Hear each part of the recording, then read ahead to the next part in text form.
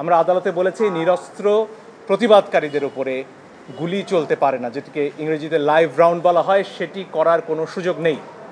আর অনেক ভিডিও আপনারা দেখেছেন, একটি কিশোর চারতলা একটা নির্মাণাধীন ভবন থেকে সে ঝুলে রয়েছে, তার কিচ্ছু করার উপায় নেই, ওই অবস্থায় তার ওপর গুলি চলেছে অনেকবার। আপনারা দেখেছেন রিয়া গোপ তার বাবার কোলে গুলিবিদ্ধ হয়েছে, আরেক শিশু সে তার চোখ দিয়ে গুলি ঢুকেছে, মাথার পেছন দিক দিয়ে বেরিয়ে গেছে। জিজ্ঞেস করুন সে কোথায় ছিল? তার বাসায়, ঘরের ভেতর, জানালা দিয়ে বাইরে তাকিয়েছিল, এই তার অপরাধ। এই জন্য আমরা স্পষ্টভাবে বলেছি যারা আন্দোলনকারী তাদের উপরে লাইভ রাউন্ড অর্থাৎ গুলি ছোড়া চলবে না। আপনারা প্রয়োজনে টিয়ার শেল ছুড়ুন, লাঠিচার্জ করুন, রাবার বুলেটও ছুড়ুন, তাতেও বহু মানুষ অন্ধ হয়েছে হয়তো, সে খবর আপনারা দেখেছেন। এত কাছ থেকে রাবার বুলেট ছোড়া হয়েছে।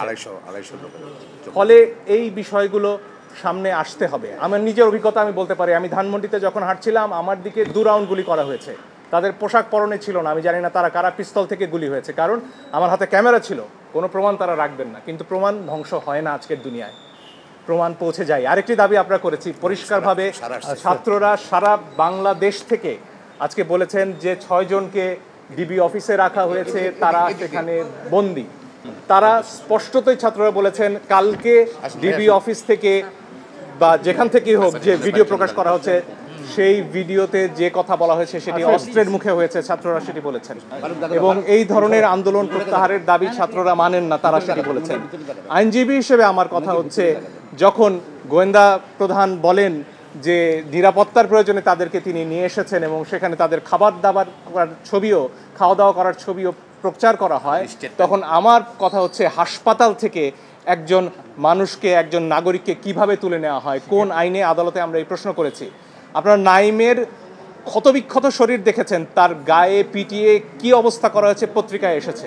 আমি জানি অনেক ইলেকট্রনিক গণমাধ্যম দেখাতে পারেননি সেটি, কিন্তু পত্রিকায় এসে ছবি আমরা দেখেছি। সেই নাহিদকে যখন নিয়ে যাওয়া হয় তখন এটা বিশ্বাস করার কোনো কারণ নেই যে তাকে সেখানে আপ্যায়ন করার জন্য নেওয়া হয়েছে।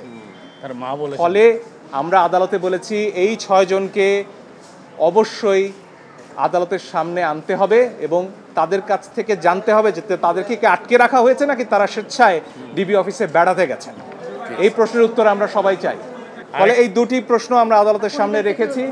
আদালত সরকার পক্ষকেও শুনেছেন, সেখানে অ্যাডিশনাল অ্যাটর্নি জেনারেল ছিলেন এবং যদিও রুল ইস্যু হওয়ার আগে শোনা যায় কিনা সেটা নিয়ে হয়তো সারাপা বলবেন, কিন্তু আগামীকালকে এই বিষয়ে আদেশ দেবেন এবং কালকেও আসলে শুনানি করার এবং আমাদের তরফ থেকে প্রমাণ উপস্থাপনের সুযোগ আদালত দিচ্ছেন। ফলে এই দুটো দাবি নিয়ে আমরা গিয়েছি। এই 6 জনকে আদালতে উপস্থাপন করে তাদের কাছ থেকে জানতে হবে যে তারা স্বেচ্ছায় সেখানে আছেন কিনা এবং নিরপরাধ নিরস্ত্র যারা বিক্ষোভকারী হন, আন্দোলনকারী হোক, তাদের উপরে লাইভ রাউন্ড গুলি ছোড়া যাবে না, অ্যাসল্ট রাইফেল দিয়ে ট্রিগার চেপে বসে থাকা যাবে না, এটুকুই আমাদের দাবি।